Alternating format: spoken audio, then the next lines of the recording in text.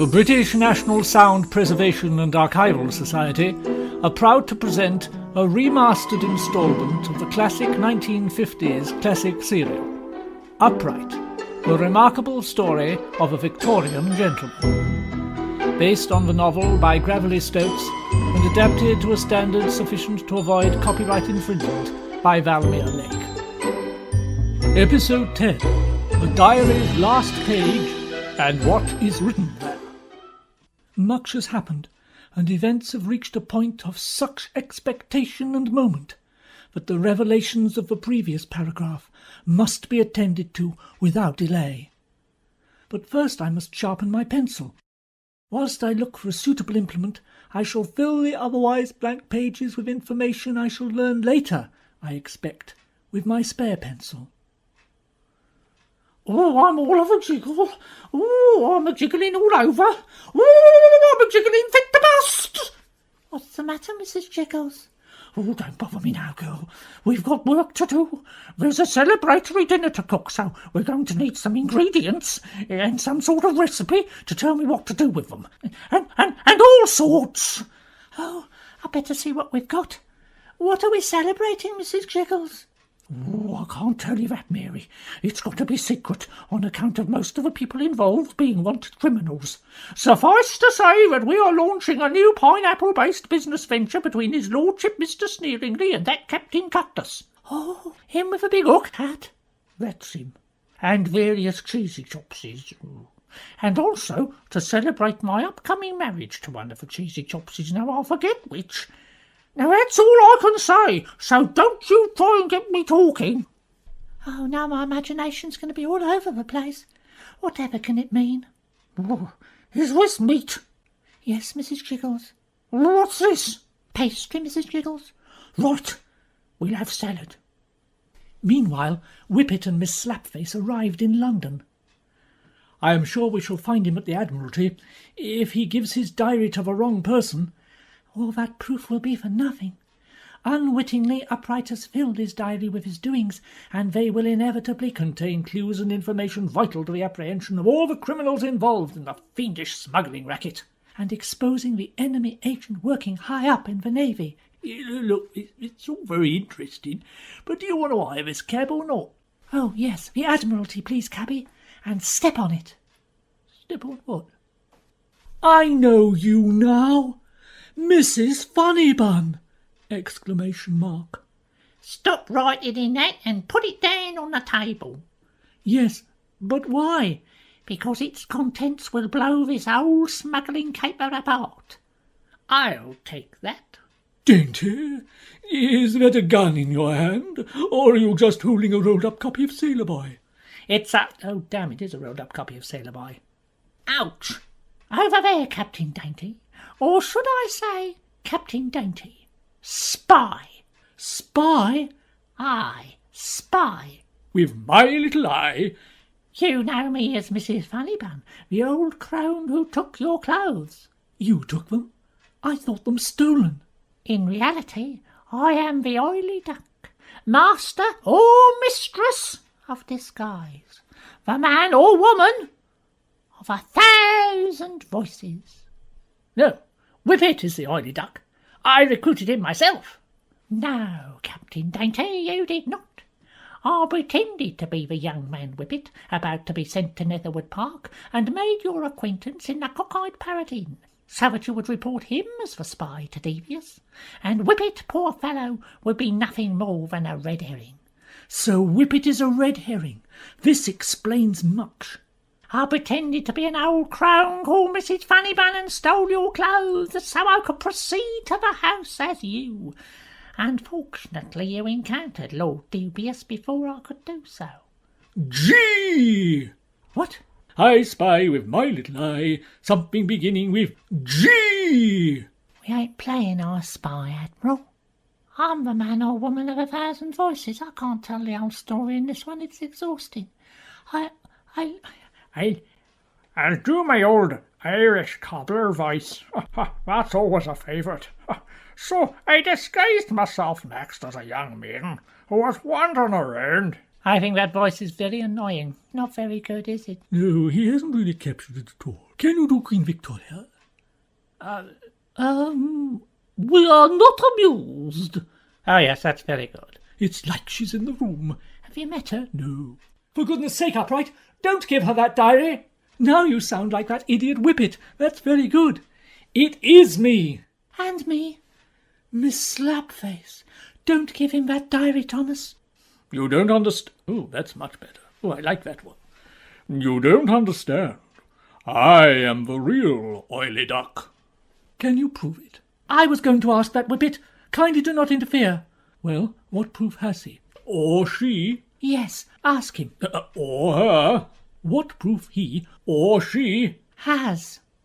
I have this letter of authorization from the Prime Minister himself, whoever he may be at the time of writing. Or she?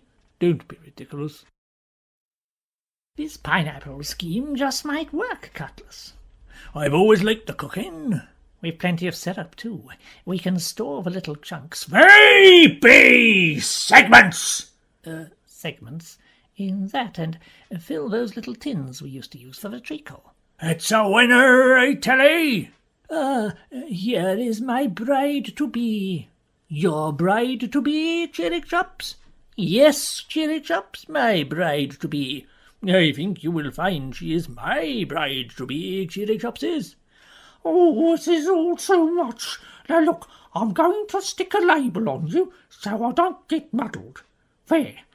Oh, this way up. Have you prepared a celebratory repast, Mrs. Jiggles? Oh, yes, my lord, your lordship, sir. I thought salad. Salad? Then I thought again. Good. 'Cause Mr. Brassfeet sat on the lettuce. So, what with all this talk of pineapple, I thought we could open some of those tins of pineapple rings what we've had hanging around for years. Pineapple what? Rings. Rings? What varmint stole my idea with rings? Oh, they've been round for ages, rings has. I shan't have it. I'll chop 'em into pieces.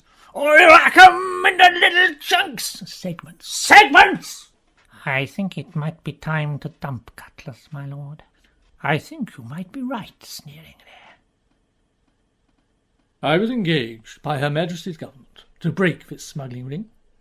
I made Captain Dainty's acquaintance over a few dry sherries at the Cockeyed Parrot Inn. He was soon very drunk. I'm looking. So look me in the eye when I say that. Where are you? Oh. I'm looking for someone to spy for me, but they must be stupid. I did not know Upright at the time, but I did know Whippet, and that he would be bound for Neverwood Park. So I adopted his persona. I could be a spy for you. You could call me the Oily Duck, like in that comic magazine. He found this amusing, as I knew he would, for it is the magazine they use to pass their secret messages. All right, why not? Cass, you Oily Duck! And from that moment, with an array of impressive disguises, I was Whippet, Mr. Ringer the Ringmaster, Bill Barnacle the second mate. At times all three Chirrichops brothers, who sound alike anyway, which made my life easier, I must admit. Miss Rosie Nose? Ah, that's just like me. Yeah, cool, don't I talk lovely? But now I come to the mechanical devil who is behind this whole scheme. Don't you mean maniacal? I do not, sir. He does not, Whippet. You are wrong. He is wrong, isn't he? Yes, for I mean... No, let me just write that in my diary. Whippet is wrong. Again. Leave that diary there and listen to me. You have met the creature of which I speak, Upright. A stuffed sack with a pumpkin's head worked by wind bellows. Whippet again! Now you see he is no good for you, Miss Slapface. I talk not of Whippet. I talk of Mr. Snaxwood Lumpwick. The man I tried to make laugh? Yes. Whom I thought I killed? You merely punctured its windbag. So that is why he talked in a whisper. Of course. Snatchwood gave his orders to his sisters, who between them and their cat are the authors of Sailor Boy magazine. Sailor Sam is a sailor brave who sails the seven seas, wronging rights and righting wrongs, flag flapping in the breeze. Thank you, Admiral. When giant crabs with pincers sharp refuse to let him pass, with his jolly band he's a plan in hand, and kicks them on the grass. Gee, you see, it was for grass. Nobody got it. I get another turn. Look at the Admiral, the Navy's finest. Is it any wonder that captains like I passed over for promotion time and time again?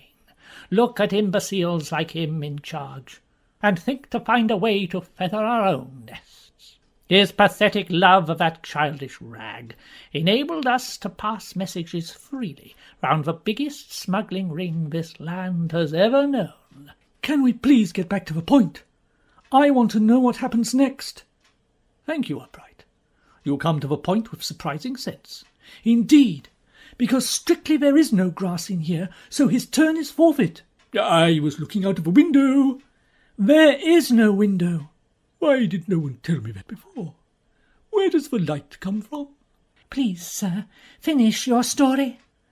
I would like to. The sister's brother, upon whom they innocently based their Sailor Sam when he was growing up and so desperately wanted to go to sea, is the mastermind behind the whole smuggling operation. And that person is none other than... Ah! Alas! I am... shot! Nonsense, Thomas. You dropped your diary on your foot. Oh, then who is shot? It is the oily duck. No, it just missed me. I think it ricocheted and... Admiral Benbow! Oh, no, I was going to marry him. Perhaps we could say I did. Let's all say I married him, and I'll split the inheritance with you. Stop, Dainty! As Captain Dainty tried to escape, 3 able seamen ran in and restrained the captain. The duck walked slowly across to the Admiral's desk, where he lay slumped, his blood not spreading over the white parchments. You can stop pretending, Admiral. It's all over for you. And to my amazement, the Admiral sat up and laughed. Ha, ha, ha, ha! How long have you known? Admiral. You? Yes, Dainty. Not such a simpleton, eh? You are nothing more than a pawn. I told you that when I was a child I wanted to be Sailor Sam. The truth is, I am. Oh, not for me the battles with monsters, or swinging from ropes and singing shanties down the docks wrestling mermen. For me, adventure and daring-do, guile and wit took on another form. And that is why, even now, I shall away to a safe haven with my secretly amassed fortune. Yeah, as soon as we're married. Come on, let's leave these fools to it. He is not marrying anyone. He is under arrest by the powers invested in me by Her Majesty the Queen and whoever the Prime Minister is. You are... At that moment the Admiral jumped over his desk with surprising agility and raced through the door, scattering able seamen everywhere. But before he had got more than halfway down the corridor... Don't scare the horses! No, stop! Nice horsey! Nice horsey! Easy, easy! Shoot the brute! No, it is my father. Steady, father. 'Tis all over now. Rum. Here you are, sir. My hip flask. Rum. Oats. Yes, sir. My hat is always full of oats, should I need to attract a horse in a hurry. Alas, the Admiral lay dead. Help me up. Badly wounded. He would be taken to jail to await trial and sent to the colonies to work. Look, I'm not short of a bob or two. I'm sure something can be arranged. I'm willing to drop everyone else in it. That'll do nicely. So Lord Dubious, Mr. Sneeringly, Captain Cutlass, and assorted Cheerichopses were arrested by the local militia.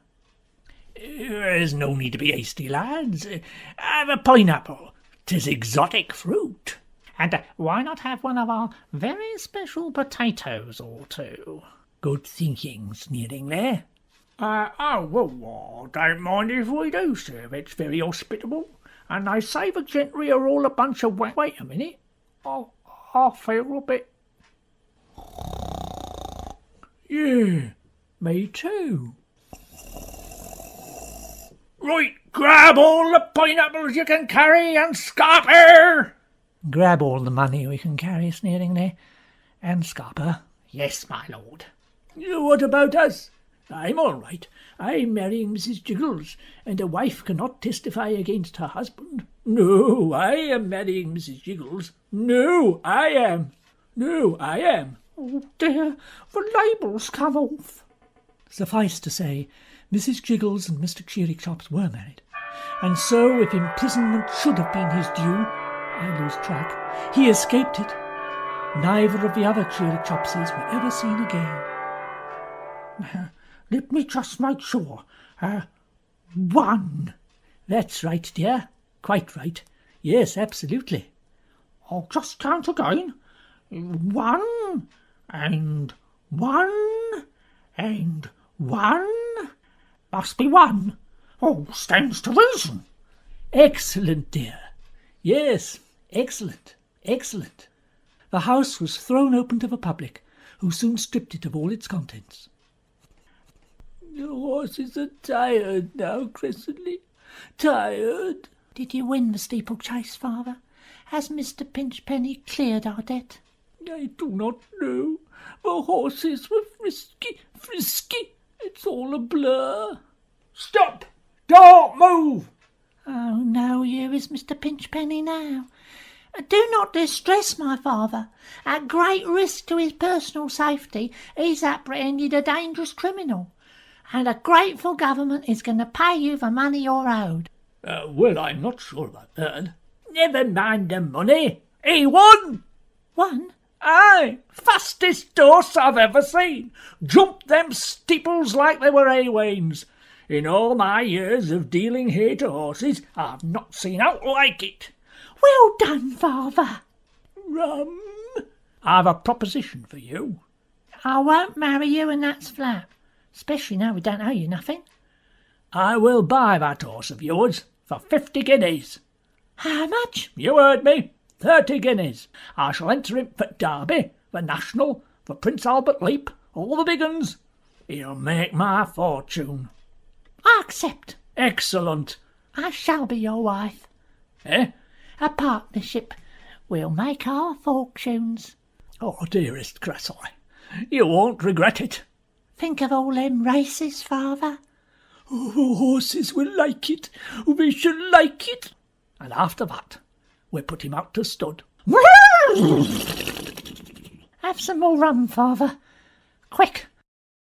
Then what, you ask, became of I?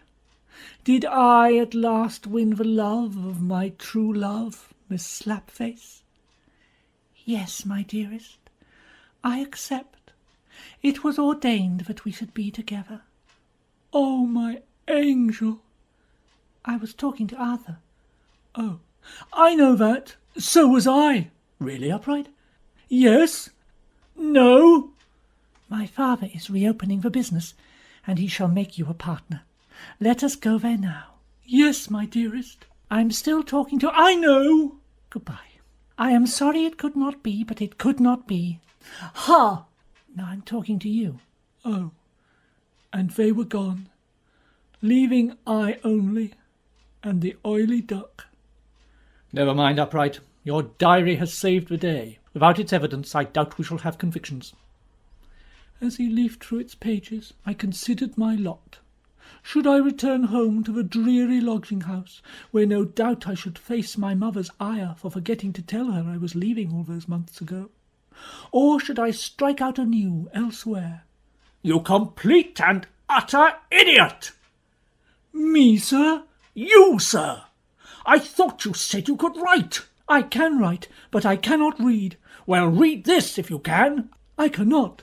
I can write, but I... Oh, shut up! This diary is full of nonsensical, incomprehensible scribble. A 2-year-old could write more sense. A 1-year-old. It is useless. One day, sir, I shall learn to read, and read this diary what's more. And when that day comes, I shall read with satisfaction the words I am about to enter now. I can read. Just don't show this to anyone. With luck, the confessions will be enough. I must get back and report to Her Majesty the Queen. God bless her. So Miss Rosy Nose and Mr. Pinchpenny were married.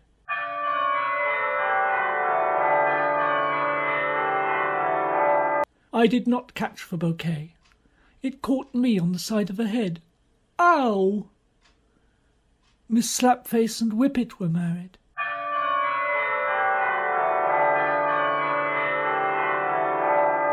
I did not catch the bouquet, but Whippet handed it to me.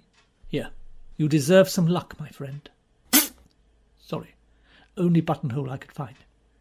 What luck for I? My dear Upright, it has been under your nose the whole time. Has it?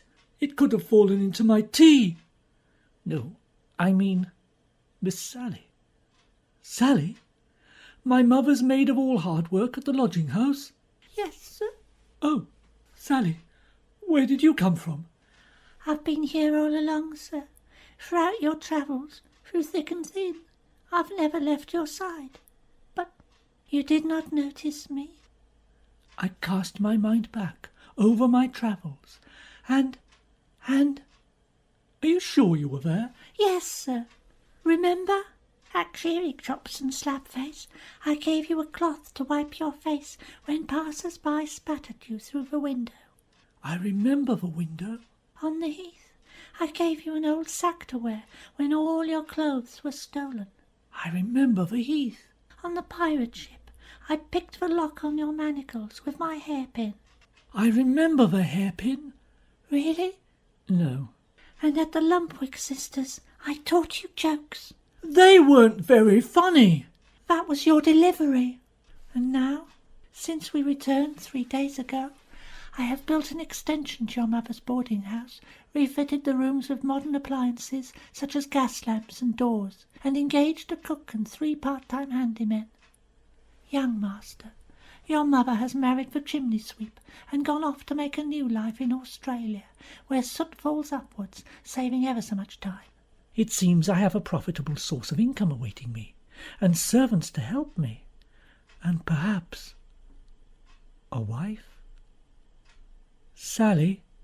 Yes, sir. Would you by any chance Yes, sir. have arranged a wife for me too? Oh, sir. Upright, you chump! I thought you'd gone, Whippet. I had gone, but I came back to be the voice of sanity. She loves you, can't you see it? There is none more faithful than her. Take this wedding bouquet and the vicar, and marry her. But she is a lowly maid of all hard work. I am a Victorian gentleman with a remarkable tale. And if you wed her, she will be a Victorian lady. Forever a woman's lot is to be raised to the height of her man. Take her, Upright. 'Twas true. So, reader, I married her.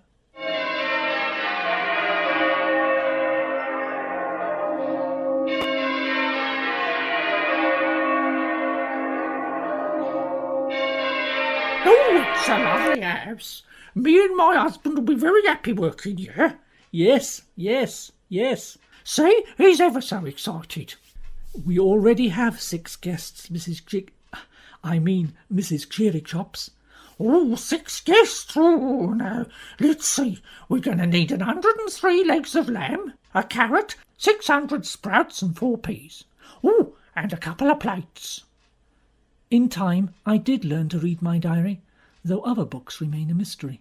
And even if the story of my life is of no interest to any other than I, to I it is indeed of interest, for it has led to this last page, where I now write the last words I shall ever write, or need to write, within it. No, stay your hand, Thomas Upright. Strike that last word, and replace it with another. We all lived happily after Everwood. You have been listening to the diary's last page and what is written there, being the 10th and last episode of Upright, the remarkable story of a Victorian gentleman, adapted by Valmere Lake from the novel by Gravelly Stokes.